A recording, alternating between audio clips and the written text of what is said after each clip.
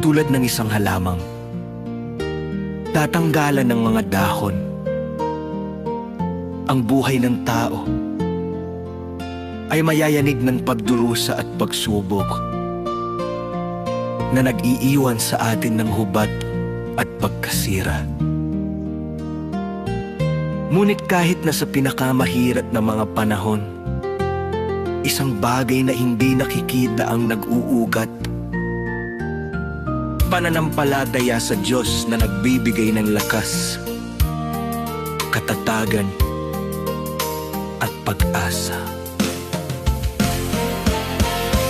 At sa paglipas ng panahon, tumubo ang mga bagong dahon na nagpapaalala